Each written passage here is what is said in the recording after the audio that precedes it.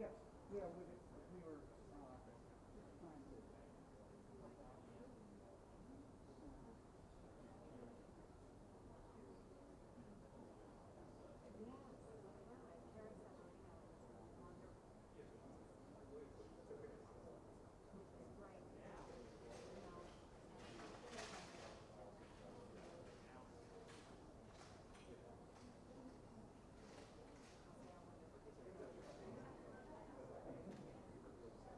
Yeah, he said it. Then they walked up there and spoke to him.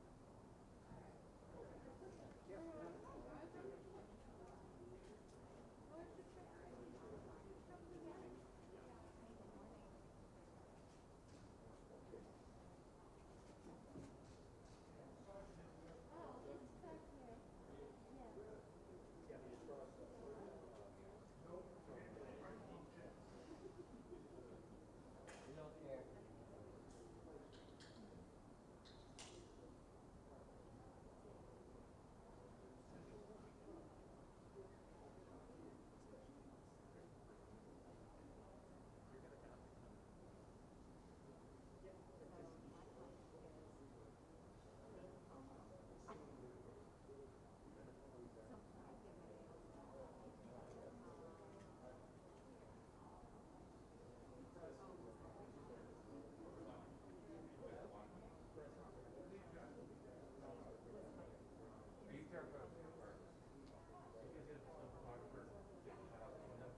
Just a couple shots from the chili.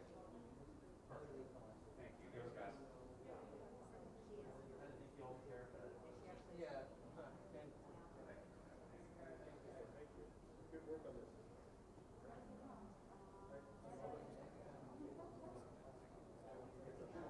I want the same courtesy.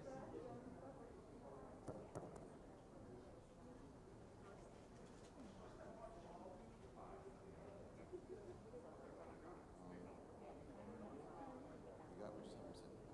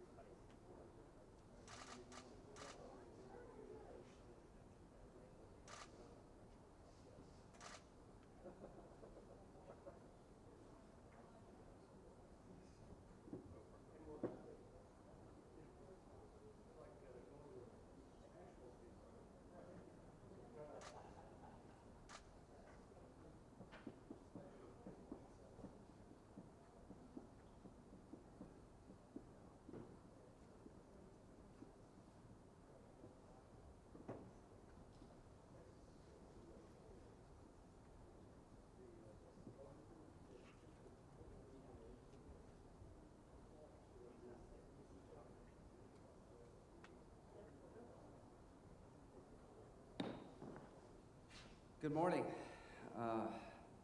Appreciate all of my colleagues being here promptly.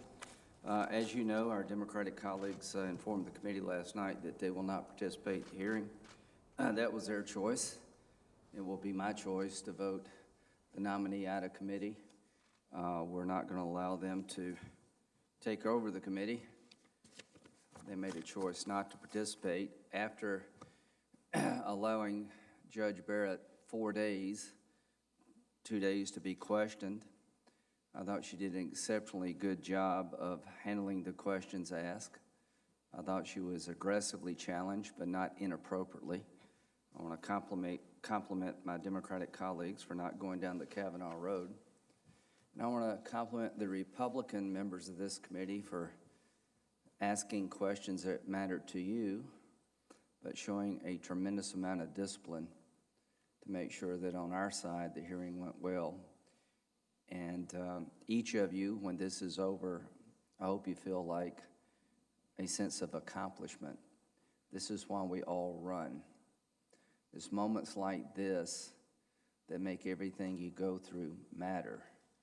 It's moments like this where you can tell young conservative women there's a place at the table for you. This is a groundbreaking, historic moment for American legal community and really politically. Senator Blackburn and Ernst spoke eloquently what it's like to be a conservative woman in America. You try to be marginalized, and I just want to thank both of them for their participation. And a bit about the judge, then we're going to vote. I've been here a while, and I've never seen anyone more capable than Judge Barrett on the law. 2 days without a note. Senator Coney made that obvious to us. I didn't know she didn't have any notes till you mentioned it. But a deep and wide understanding of the law. But the most important thing to me, understanding what a judge does versus what we do. And to all the people out there wondering about Judge Barrett, I can tell you this: the law of Amy will not be applied to a case in controversy. It will be the law as written in the Constitution or by statute or whatever regulatory body she's going to review. She will take her job on without agenda. But important to me is it's okay to be a complete person and be on the Supreme Court. It's okay to be pro-life. She embraces the pro-life cause in her personal life, but she understands that judging is not a cause, it is a process. She embraces her faith like millions of other Americans. And there's some things being said about her and her family that are disgusting. And I just want to compliment her family for giving her the backing she needed to take on this job. And I want to thank the members of this committee for standing up against some pretty vile things. But again, my Democratic colleagues did not go too far, in my opinion. But we'll end with this. Forget about what we think as political people for a moment. All of us are in the political process. In 2013, when they changed the rules to require a simple majority to pack the D.C. Circuit Court, you could see days like this coming.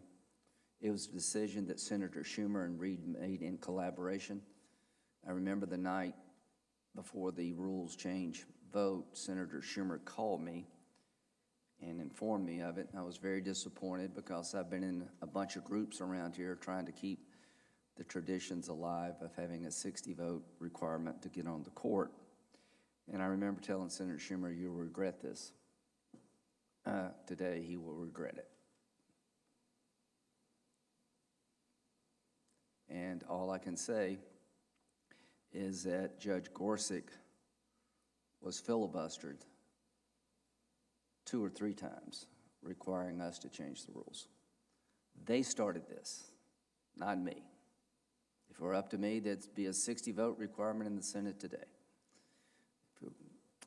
Denying Judge Gorsuch the votes necessary to go to the floor was just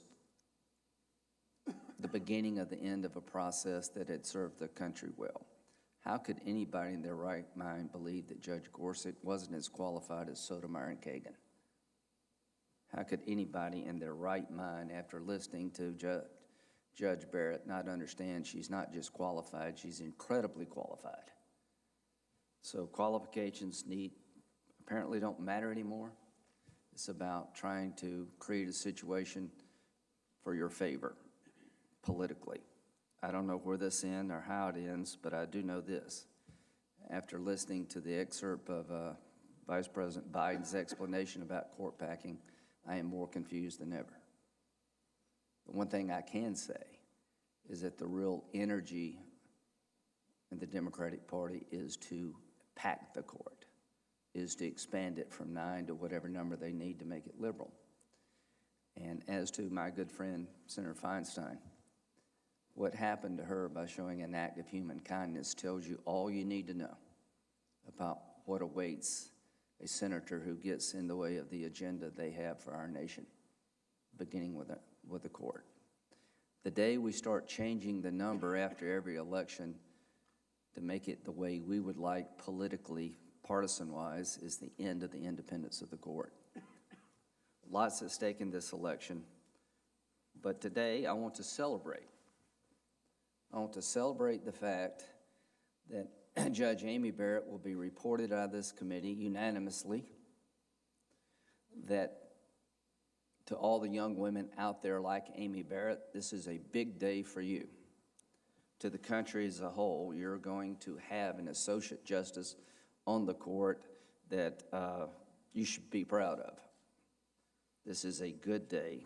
If you don't believe me, just listen to what the ABA said.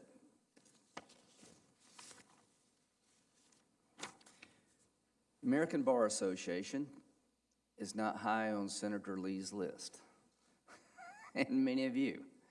I think they do give some Republican nominees a hard time, but I've continued to use them because I keep as many traditions in place as I can.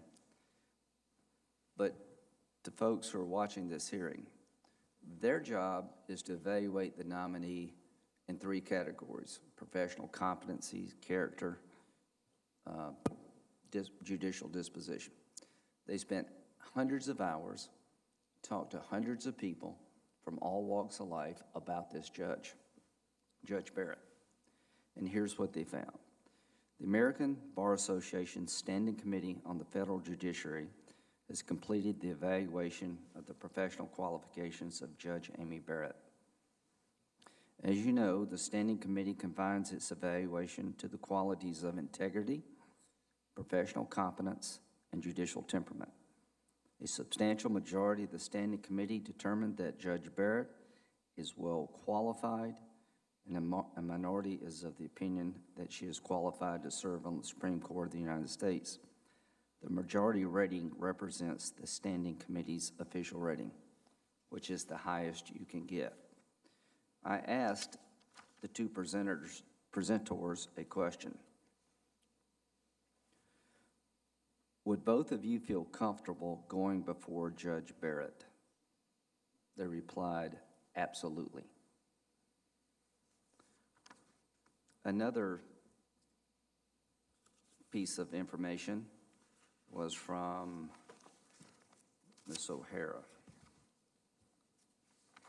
She was the dean of Notre Dame Law School while Judge Barrett was a professor.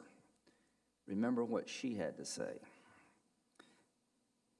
I have only communicated with this august committee on 2 occasions.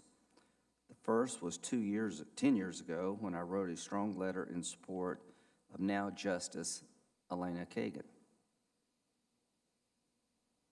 whose term as Dean of Harvard Law School overlapped with my own.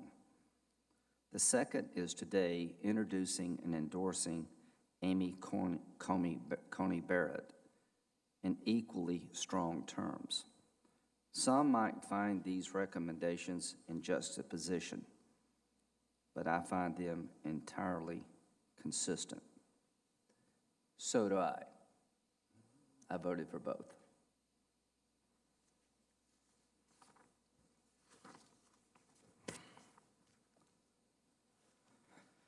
The committee will hold over S 4632, Online Consent Policy Modernization Act. I ask unanimous consent that notwithstanding the motion of October 15th, setting the vote on the Barrett nomination at 1 p.m., the committee proceed immediately to vote on the Barrett nomination. Any objection? Without objection. On the motion to report the nomination of Amy Coney Barrett to be an Associate Justice of the Supreme Court of the United States, the clerk will call the roll. Favorably to the floor. The clerk will call the roll. Mr. Grassley. Aye. Mr. Cornyn. Aye. Mr. Lee. Aye. Mr. Cruz. Aye. Mr. Sass. Aye. Mr. Hawley. Aye. Mr. Tillis. Aye. Ms. Ernst. Aye. Mr. Crapo. Aye. Mr. Kennedy. Aye. Mrs. Blackburn. Aye. Mrs. Feinstein. Mr. Leahy. Mr. Durbin. Mr. Whitehouse. Ms. Klobuchar. Mr. Coons. Mr. Blumenthal. Ms. Hirono. Mr. Booker.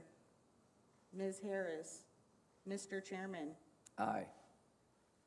Mr. Chairman, the votes are 12 yeas, 10 no votes. The nomination will be reported favorably to the floor with a unanimous vote. Senator Cornyn.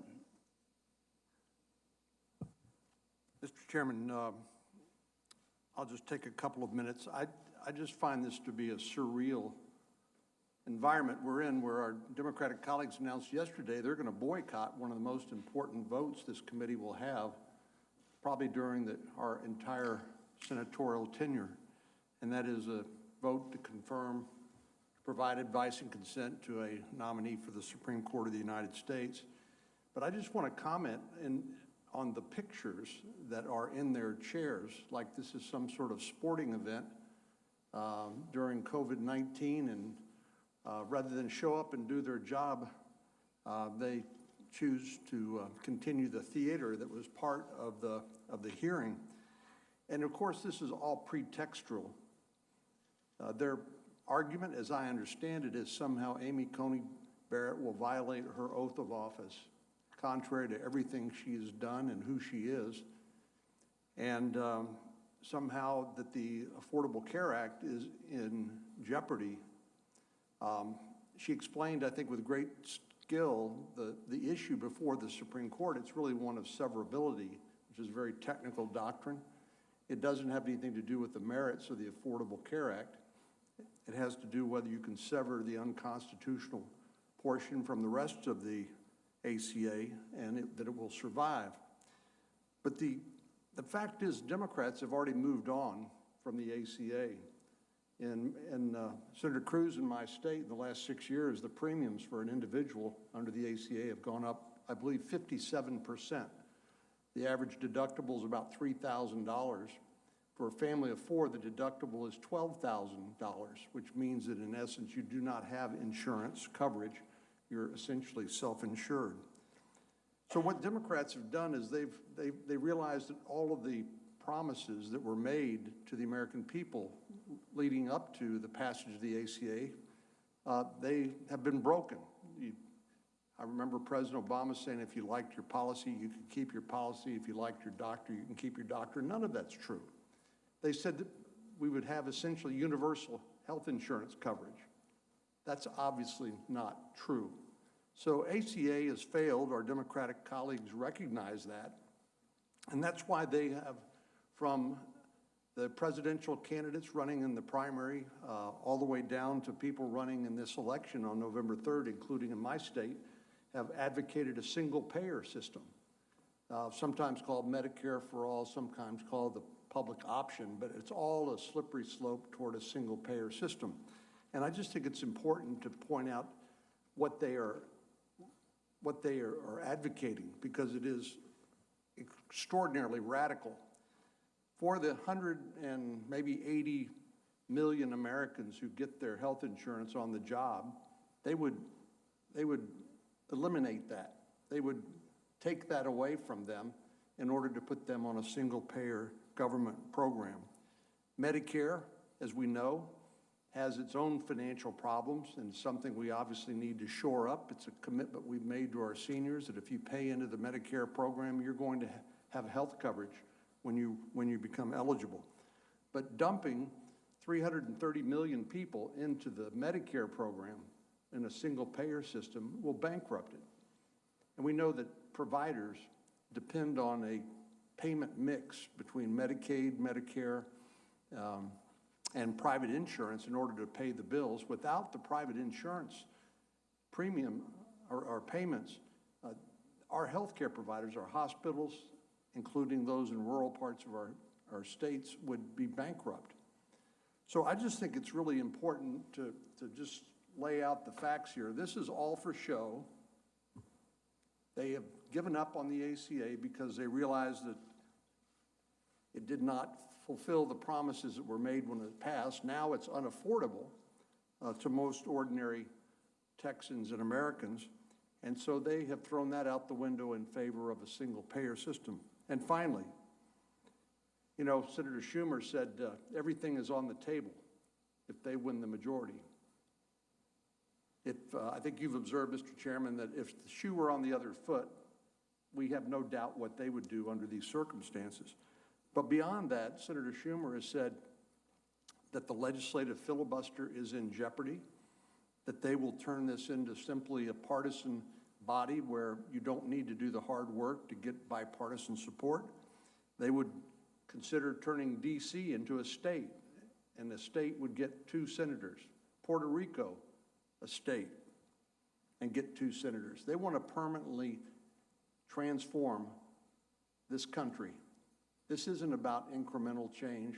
This is about revolutionary changes in our country. And then finally, as we've all observed, they're advocating packing the Supreme Court with additional partisan judges. And as Ruth Bader Ginsburg pointed out, there goes the crown jewels of the American Republic, which is our independent judiciary. It becomes nothing but another political body, a second legislative or political branch. So I just wanted to take a minute and thank you for your patience to lay out my thoughts and observations with regard to these theatrics with which our Democratic colleagues are presenting us today.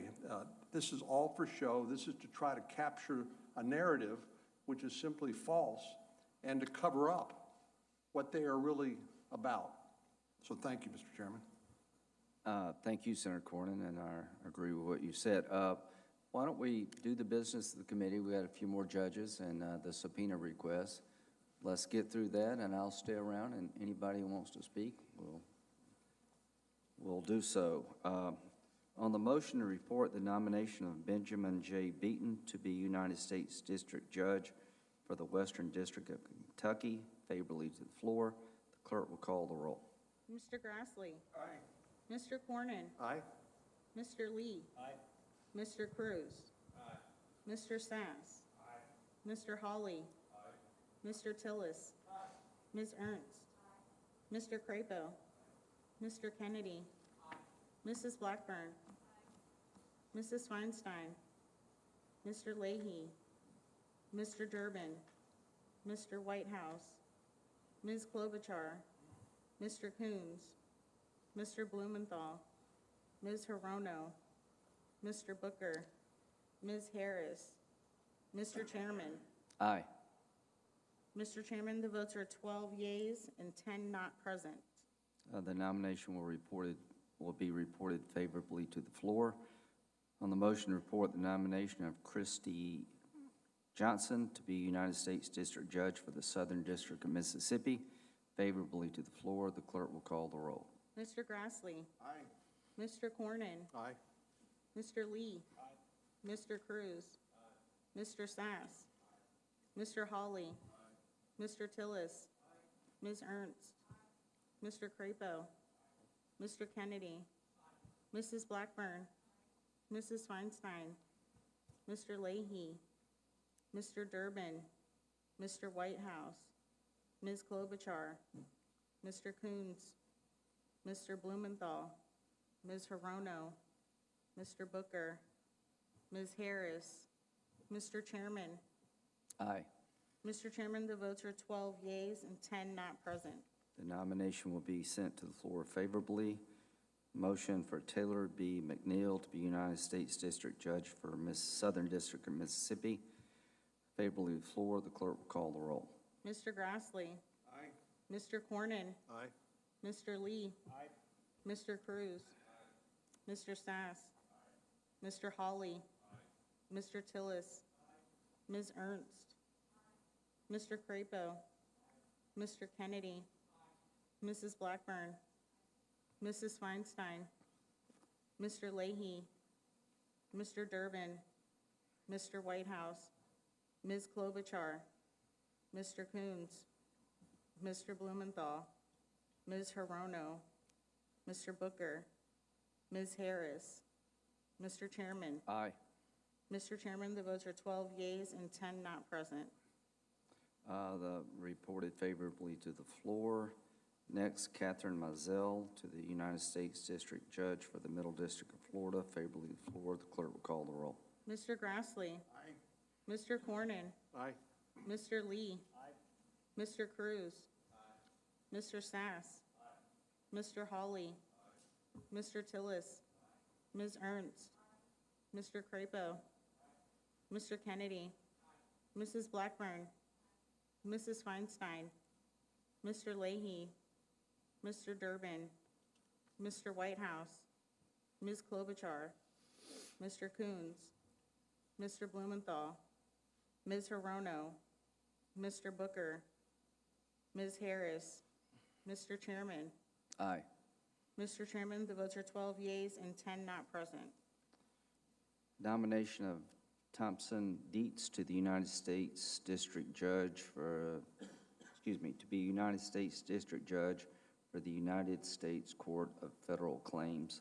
Favorably to the floor, the clerk will call the roll. Mr. Grassley. Aye. Mr. Cornyn. Aye. Mr. Lee. Aye. Mr. Cruz. Mr. Sass. Mr. Hawley. Mr. Tillis. Ms. Ernst. Mr. Crapo. Mr. Kennedy. Mrs. Blackburn. Mrs. Feinstein. Mr. Leahy. Mr. Durbin. Mr. Whitehouse. Ms. Klobuchar. Mr. Coons. Mr. Blumenthal.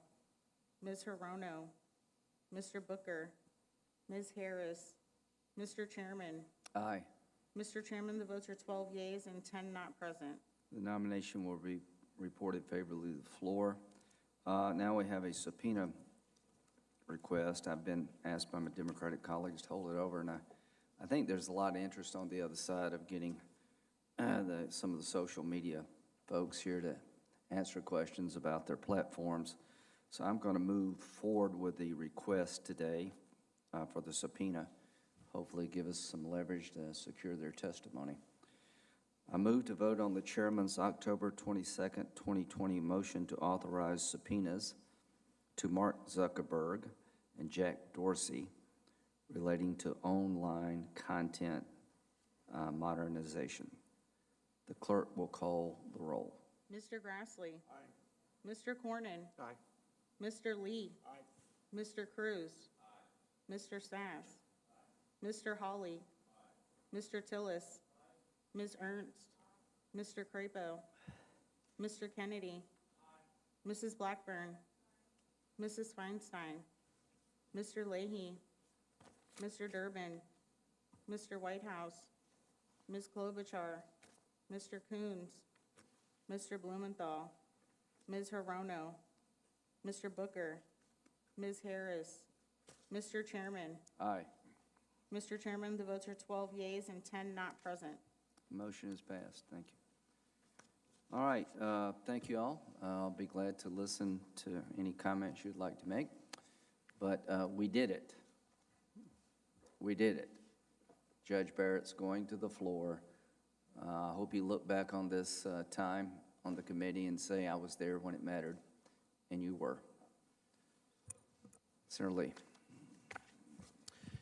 Thank you, Mr. Chairman. It is indeed an honor to be here on this historic occasion when we've confirmed Judge Barrett, and forwarded favorably to the floor our recommendation. As I've said ever since she was nominated to this position, Judge Amy Coney Barrett is one of the most impressive legal minds in the United States. She's a thoughtful and fair-minded lawyer, a loving daughter, wife, and mother, and a devout believer in her faith and in the Constitution. She was arguably the most impressive judicial nominee that I've ever seen in any of these hearings. And I've been watching them intently since I was a kid. Judge Barrett is going to make an absolutely outstanding Supreme Court justice, and the American people will be really lucky to have her on the bench. It is a shame that our colleagues on the other side, having failed to lay a glove on Judge Barrett during the hearings, have chosen to walk out on this process, and in so doing, walk out on the American people. This is sad, but in context, it's not really that surprising. I suppose we should be grateful that a walkout is all the Democrats will do to Judge Barrett today. Not all nominees have been so lucky. This is an important point for those watching these proceedings who might be tempted to believe the pious pearl-clutching and performance art of the media and the minority party about this particular nomination. I'd like to take a few moments to set the record straight about the history of this process and why America needs and deserves to have Judge Barrett on the Supreme Court.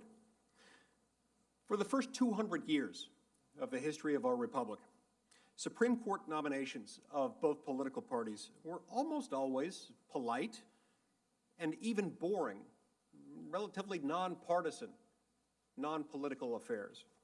Judicial nominees were examined for their qualifications and rejected by the Senate only in relatively rare instances.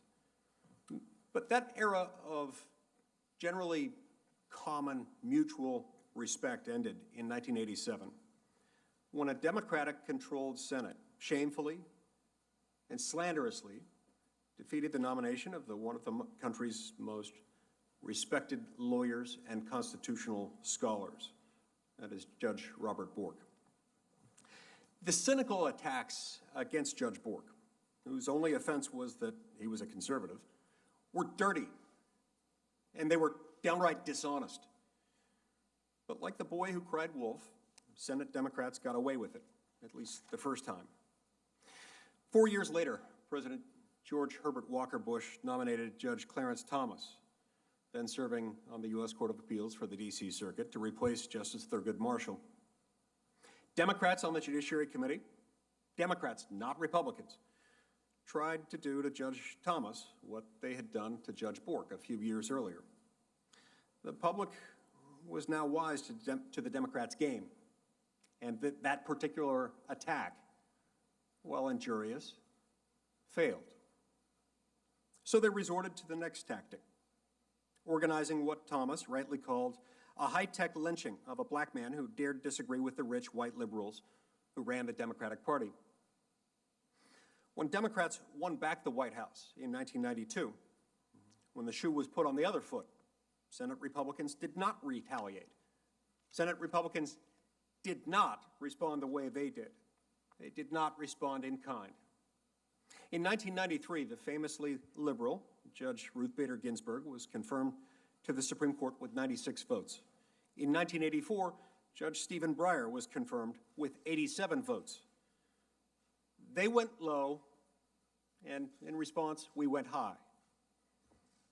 Now, did Republicans' good faith behavior influence or improve the Democrats' behavior? No. The record suggests that it only encouraged them. Within a decade, Democrats once again breached norms. They unilaterally escalated their war over the judiciary by filibustering, for the first time in history, a judicial nominee, Miguel Estrada. Mr. Estrada was, and remains to this day, one of the most respected lawyers and constitutional scholars in the country. He was a natural and inspiring choice to serve as a federal appellate judge. But to the left, you see, that was precisely the problem. Mr. Estrada was Latino and brilliant and charismatic and young and widely seen as a future nominee to the U.S. Supreme Court. So the left decided to strangle Mr. Estrada's nomination with false, insincere attacks and unprecedented obstructionism. They filibustered Mr. Estrada's nomination. Not once, not twice, but 7 times. Fan service to hateful leftist groups who were vilifying an honorable man in a revolting tantrum of political cynicism and blatant racial condescension. Sure, during this ordeal, Mr. Estrada's family suffered irreparable tragedy, but at least the New York Times was happy. And the left sent a clear message to Latino Americans about what they can expect if they, too, dare question liberal orthodoxy. Thus, Democrats ushered in yet another new era in their, not the, but in their judicial culture wars, the era of judicial filibusters. Now remember, at the time of the Miguel Estrada filibuster, Republicans had control of the White House and of the Senate. They could have invoked the nuclear option to break the Democrats' unprecedented norm-breaking obstruction. We didn't. We did not retaliate, not after the Estrada filibuster, not after the Democrats' malignant, mendacious smearing of then-Judge Sam Alito on his way to the Supreme Court. It's not the narrative, but it is the truth. Once again, Democrats went low, cruelly, disgustingly low. And once again, Republicans took the high road. Under President Obama, Republicans accepted the Democrats' practice and required supermajority cloture votes for judicial nominees. After a few years of this, Democrats got tired of having to play by their own rules, so they broke them. In 2013, with a number of Obama policies being challenged on constitutional and other grounds in the courts, Democrats invoked the nuclear option over Senate rules so that they could confirm judges with only 51 votes. Republicans pleaded with Democratic leader Harry Reid not to do it, and we warned Democrats that they would soon live to regret it. But hubris makes the powerful deaf as well as blind. They rammed through their appellate court judges. We could not stop them. They did it because they could. In response, the American people did what they could in the next election, and in fact, in every single congressional election since the Democrats went nuclear in 2013. The American people returned a Republican majority to the Senate.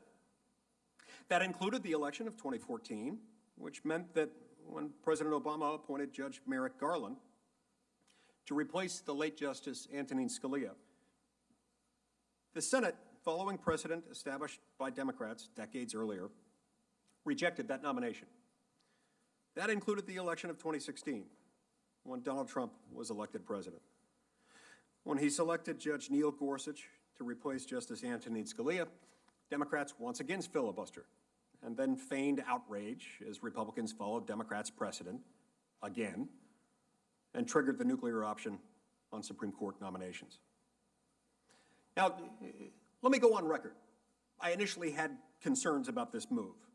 In conference meetings for some time, I argued to my colleagues that we ought to at least try to find another way, try to see if we could figure out a way to restore the judicial filibuster and simultaneously preserve this important part of the Senate's institutional design and of presidential prerogative. I lost that argument. My position may have been principled, but in the context of the Democrats' relentless and endless pattern and practice of abusing their power, it was untenable. I tried to persuade my colleagues to seek a good faith bipartisan solution. The problem was that while solutions were easy to imagine, the left's good faith was not. The only precedents Democrats had given us to work with were Bork, Thomas, Estrada, and the nuclear option. My colleagues pointed out the obvious. Democrats' embrace of judicial power and of judicial total war was not a slide down a slippery slope. It was a giddy, enthusiastic leap that they still don't regret. Just look at the record since then. In 2018, when Justice Anthony Kennedy retired and President Trump nominated Judge Brett Kavanaugh to replace him, was there any sign, any evidence whatsoever of an intent to lower the temperature? Any indication that Democrats were rethinking their decades of vicious, unilateral escalation? Just as before, of course not. During the Kavanaugh nomination, they stooped to new lows, concocting a patently false accusation of teenage sexual assault against an honest, honorable, and innocent man. Like inquisitors, burning heretics at the stake, torching, sliming, smearing, breaking norms, breaking rules, to slander and strangle the nominations of constitutionalist judges, is simply what the left does. This is a feature, not a bug. This is how they operate. This is what they do. Liberals, not conservatives, turned the Supreme Court of the United States into a super legislature of sorts.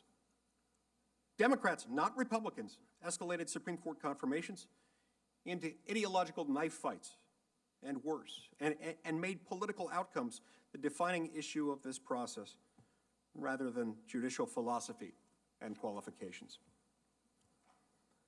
What has happened to this problem isn't a bipartisan failure. It is a unipartisan strategy. Every norm broken, every act of escalation, one party, the Democrats, has been the aggressor in every single instance. At every step along the way, our side has used our constitutional authority, and the other side has abused its authority. There is no tit for tat, there's just tat. Democrats killed Judge Bork's nomination for partisan political reasons. They killed Miguel Estrada's nomination for partisan political reasons. They slandered Justice Thomas, Justice Alito, and Justice Kavanaugh for partisan political reasons. They nuked the filibuster, again, for partisan political reasons. And now they're trying to scuttle this meeting, this hearing, this vote for partisan political reasons. When it comes to the judiciary, abuse of power is their agenda. Now, the left seems to think that the Supreme Court exists for this purpose and that it exists to impose their very worst ideas onto the public, onto those recalcitrant members of the public, those people we call citizens who refuse blindly to go along with their entitled extremism. They want the court to empower abortion activists and woke performance artists, campus and corporate elites, and social media outrage addicts to tell everyone how to live without votes, without accountability, and without debate. Taking debatable matters and placing them beyond debate seems to be their formula.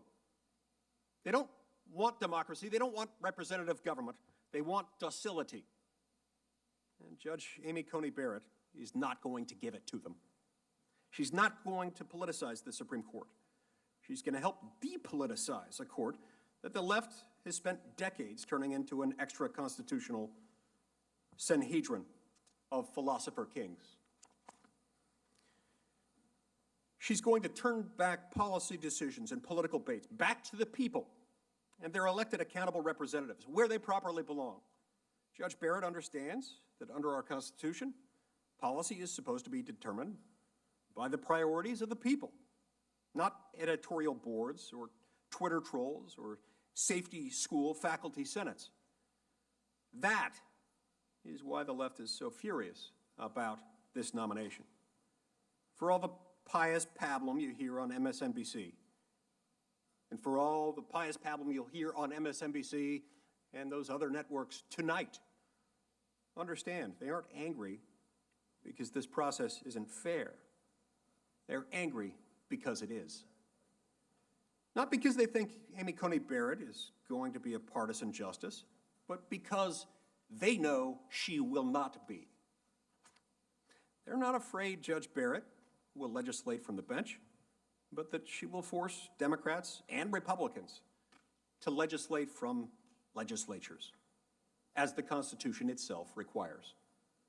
Judge Barrett threatens their power, not because she has a hidden agenda or hidden powers, but because they do, and she won't enact those powers or exercise them by judicial fiat.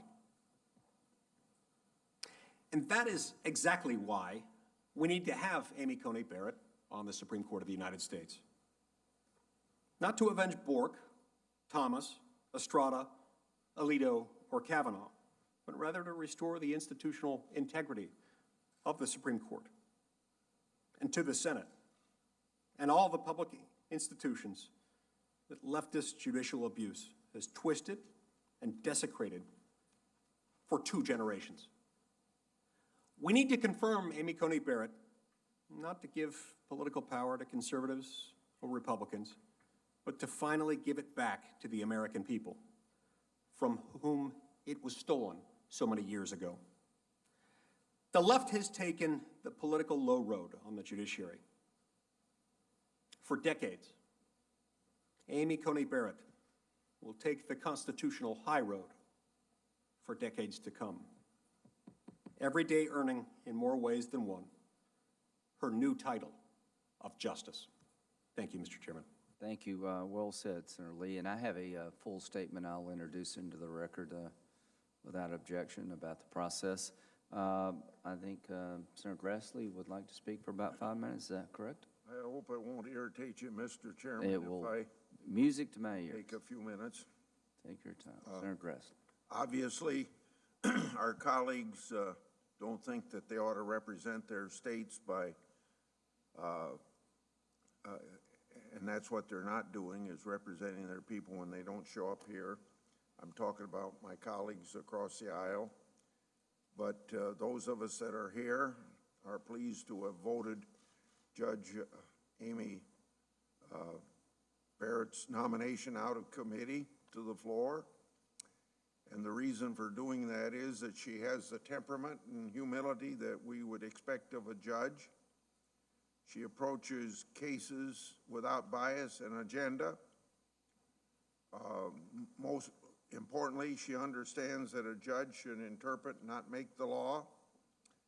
She was thorough, candid, and forthright in the hearing, but when pressed on how she might rule in a case, Judge Barrett properly applied the Ginsburg rule, and that rule demonstrates her independence by not showing any hints, previews, or forecasts. And those 3 words are from the Ginsburg testimony of about 28 years ago. Judge Barrett clearly respects precedent, and she practices judicial restraint. Her judicial method is rigorous and exacting, but fair and open-minded.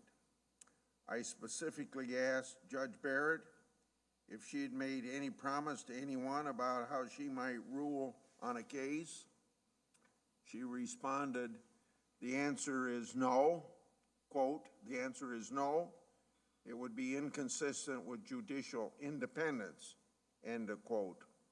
She just expressed there what we expect and learned from 8th grade civics, what the checks and balances of government are all about. The Supreme Court is the court where we expect them to make sure that the executive branch and the legislative branch doesn't go outside the bounds that the Constitution sets for this Congress and the executive branch.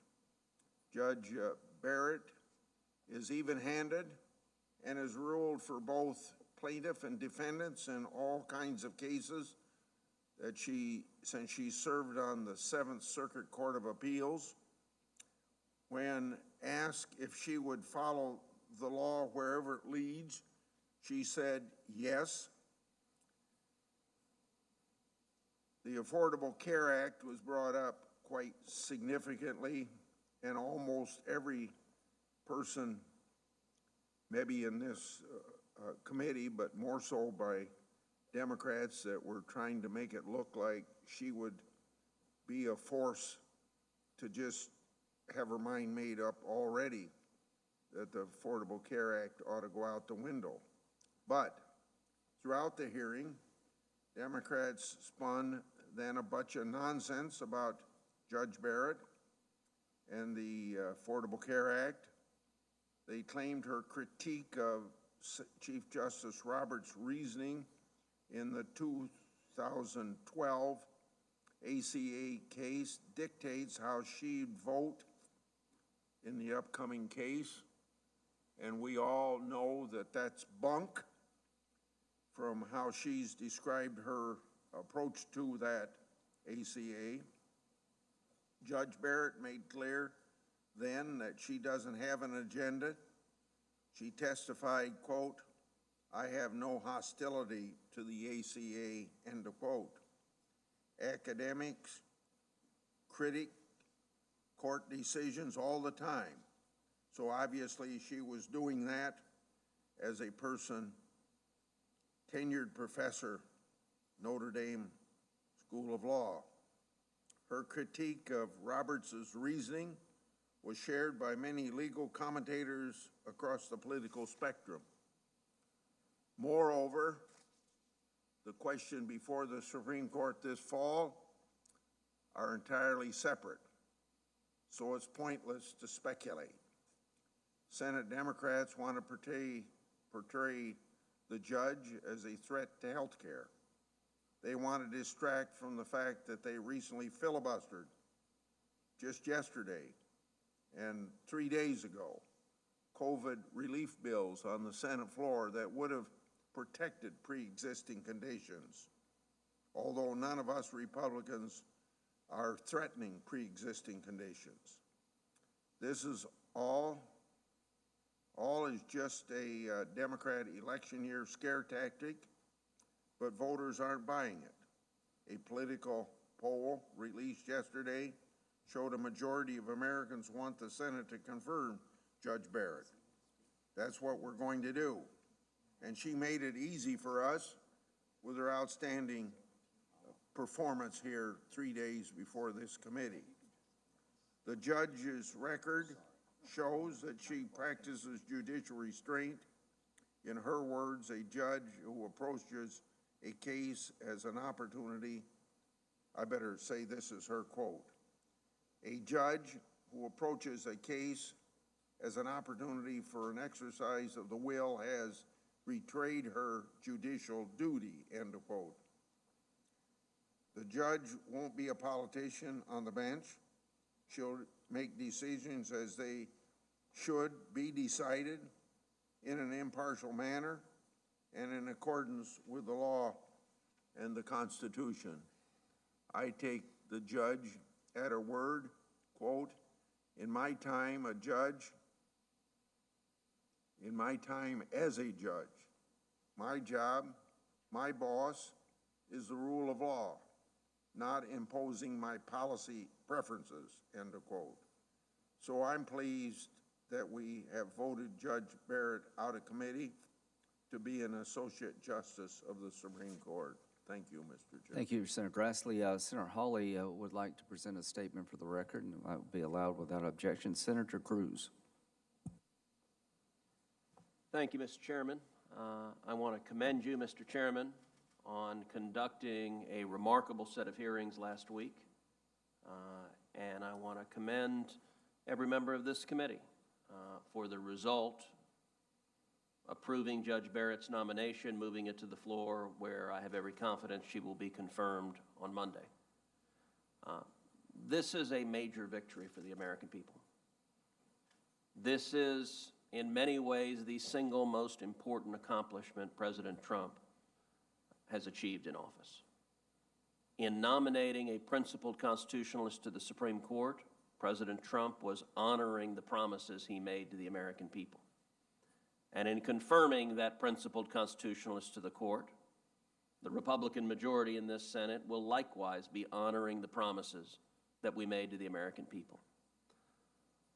I want to take a moment to highlight something that we've learned in the last 2 weeks, which is that the Democrats understand that their radical agenda for the Supreme Court is profoundly unpopular. The Democrats are unwilling to defend their radical agenda for the Supreme Court. That's illustrated powerfully today by the fact that every Democratic chair is empty, that they are boycotting this markup. They're boycotting this markup because their substantive arguments are not persuasive. They're not effective. Last week during the hearing, it was striking. Not a single Democrat asked any questions that defended the far left's view of religious liberty, which is that the Supreme Court should go through the public square, scour the public square to remove any reference to God Almighty. Not a single Democrat defended the far left's radical view of religious liberty, that the government has the power to punish you for living out your faith. I noticed these lovely photographs in the place where our Democratic colleagues normally would be. You know, one photograph I don't see is a photograph of the Little Sisters of the Poor. Little Sisters of the Poor, a Catholic convent of nuns who've taken a vow of poverty, who the Obama administration persecuted because they were living according to their religious faith. And who Joe Biden pledges to once again persecute if he is elected. Not a single Democrat in this committee defended that radical view of religious liberty because the American people don't want it. They want a court that will actually protect our religious liberty, not take it away. Not a single Democrat during the hearing last week defended the Democrats' radical view of free speech, which is that the federal government has the authority to regulate political speech, to regulate your free speech, and to silence you if you dare criticize a politician. That is a terrifying increase in government power. There have been 4 votes on the left for that proposition, that the federal government has the power to ban movies, that the federal government has the power to ban books. That was the position of the 4 dissenters in Citizens United, and not a single Democrat would defend that radical proposition because the American people have no interest in a federal government that has the power to regulate free speech. On the Second Amendment, not a single Democrat defended the proposition that 4 dissenters in Heller versus District of Columbia maintained, which is that the Second Amendment protects no individual right to keep and bear arms whatsoever. Which means that government can make it a crime, a felony for any American to own a firearm, and there's nothing you can do to challenge it in court. There are 4 votes for that, 1 vote away. Not a one of them defends that radical proposition. And so I would say to all of us in the majority, we should take solace from this. They know the propositions they're advancing are radical, they are extreme, they're not what the American people want. To all of the grassroots activists who are out there fighting right now, less than 2 weeks away from Election Day, fighting to defend the Constitution and Bill of Rights, take solace in the fact that our absent Democrats understand last week was not going well for them. They tried to ask a few questions of Judge Barrett, and they realized this ain't good. The American people seeing this smart, calm, talented, principled jurist pledging to defend the Constitution, That is a problem for us, the Democrats. And by day 2 of the questioning, they had gotten out of Dodge. By midday, there were only 2 Democrats even left in the hearing room. Now, of course, 2 Democrats is more than we have here today. So it went from barely being present to being totally absent. There's a reason why Joe Biden and Kamala Harris refuse to answer the question whether they intend to pack the court, because the answer is yes. If they get power, they will move to pack the court, to expand the number of justices, to fill it with partisans, an abuse of power that would do immense damage to the independence of the judiciary. And why won't they answer the question? Because they know it is profoundly unpopular. They know the American people don't want to see the court politicized, its independence destroyed, which is what today's Senate Democrats are pushing. The stakes of this confirmation and the stakes of this election coming up in 2 weeks are enormous. The reason the Democrats want to see leftists on the court is so that a majority of judges, unelected lawyers in robes, can mandate policy outcomes that the American people don't want, that they would never vote for, without our colleagues having to take responsibility for it. There are times when it seems Republican senators don't necessarily understand that the principles we're fighting for, the overwhelming majority of the American people are with us. But you know who understands that very well? The Senate Democrats who refuse to attend today. Congratulations, Mr. Chairman. Thank you, Senator Cruz, for your participation in this hearing process. You bring a lot to the table for the conservative point of view and actually understand the process as well as anybody I've ever met. And thank you, Senator Lee, for reminding us how we got here. We got here through a tortured tale of abusing people, of trying to get outcomes, changing the rules to accommodate political desires, and it's ended today. I would love to go back to the traditional Senate approach of having to grab some people on the other side of the aisle to confirm a judge, but that was abandoned in 2013 for a purpose, to stack the D.C. Court of Appeals. That's where all litigation involving the federal government goes. And Senator Schumer and Senator Reid, to his credit, says, I did it, I'd do it again, and we should change the legislative filibuster. That's where Senator Harry Reid's at. I'm hoping that this election people will listen to what Senator Cruz just said. We are one vote away from fundamentally changing the Second Amendment, changing how free speech works in this country, and on and on and on. So when they changed the rules in 2013 and filibustered Justice Gorsuch, requiring us to change the rules, it set in motion some things that I've worried about for a long time. But here's some good news. The Judiciary Committee got it right when it came to Judge Barrett. We did the right thing. It would have been wrong to deny her a vote. In my view, if you're a Republican, it would have been crazy not to vote for her. As a Democrat, you may not agree with her judicial philosophy, which is rejection of judicial activism and a originalist point of view of how you approach case and controversies, but you should have seen in her what I saw in Sotomayor and Kagan, qualifications. You've abandoned that. You expected me to impose the qualification test on Sotomayor and Kagan, and I did. It used not be this way. Justice Scalia got like 96 votes. Justice Ginsburg got 96 or 97. Senator Thurmond, my predecessor, voted for Ginsburg because she was qualified. Senator Hollings, a Democratic senator from South Carolina, voted for Scalia because he was qualified. What the hell happened? It wasn't us. Senator Lee made a very compelling case that it changed.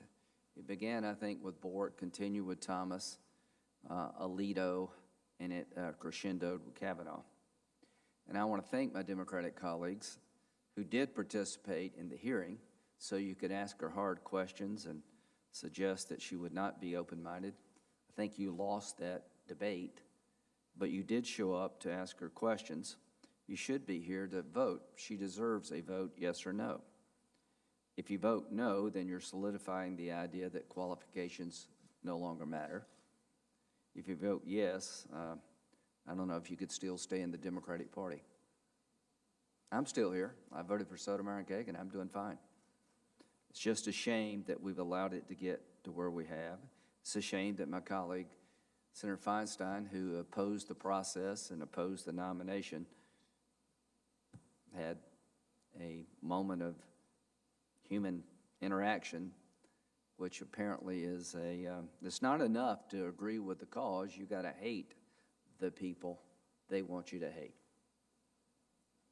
Boy, America is in for a real tough ride if it's not enough to agree with the underlying cause. You must hate to be really a legitimate liberal. It's not enough that you embrace the cause, but you have to hate.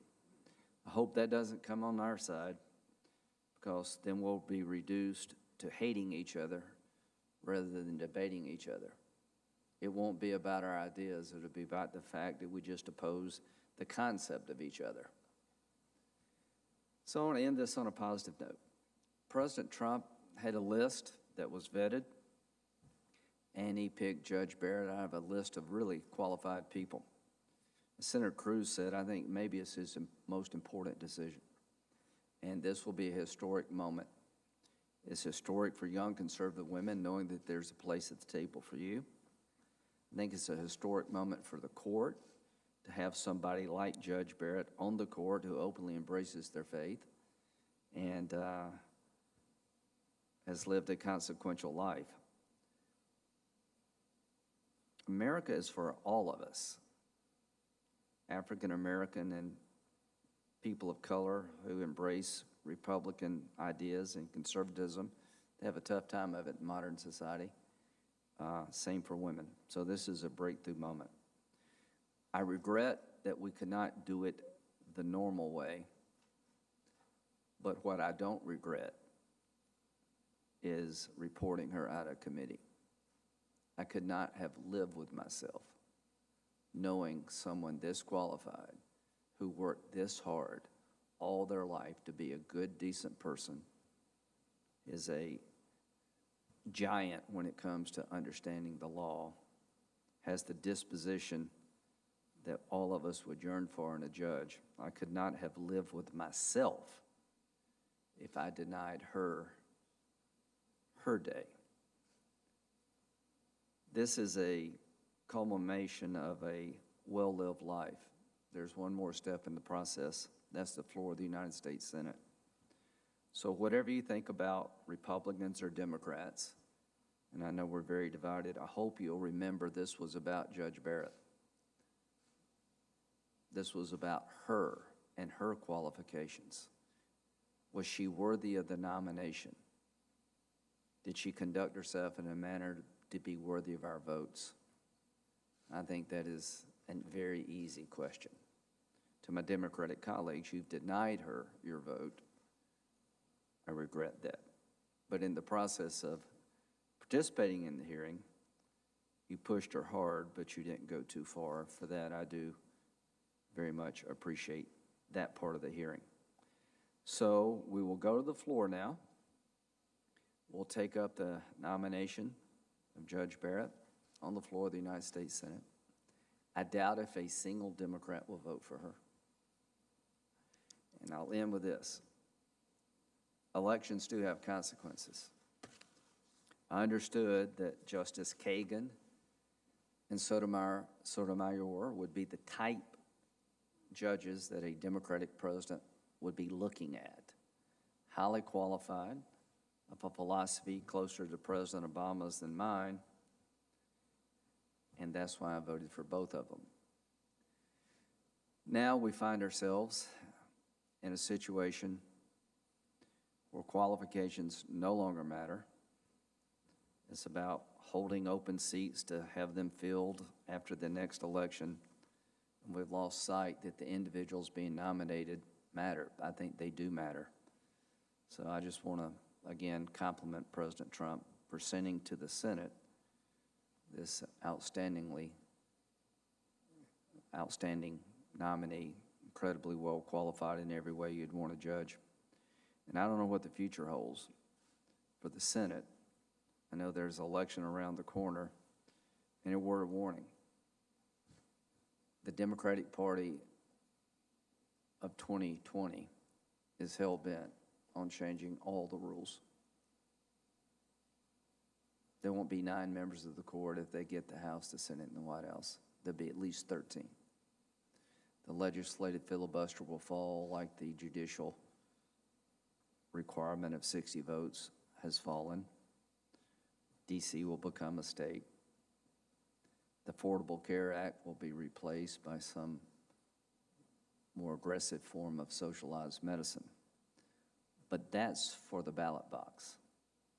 Today was a process that's been in place for a couple of 100 years. Advise and consent. So I am proud to have supported Judge Barrett. I think the people of South Carolina would be very happy with somebody like her sitting on the court judging us all. So the role of advise and consent has been around for a couple 100 years. The last couple of 3 decades is taking a sinister turn. But I would imagine that our founding fathers would probably be proud of the fact that a woman is on the court. Probably not possible when it first started as a nation. We have changed as a nation, I think, moving in the right direction. But the thing I like about Judge Barrett is that the Constitution was a document written and the words matter. And change comes when the people of the United States have a say about change, not 5 people.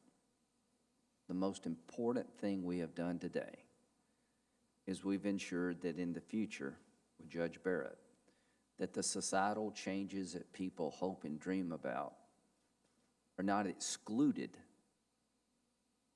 She will redirect them to the process that the founders had in mind, the people making the change, not 5 justices of the Supreme Court. With that, we will conclude the nominating process of Judge Barrett, and I will end where I began. The committee did the right thing.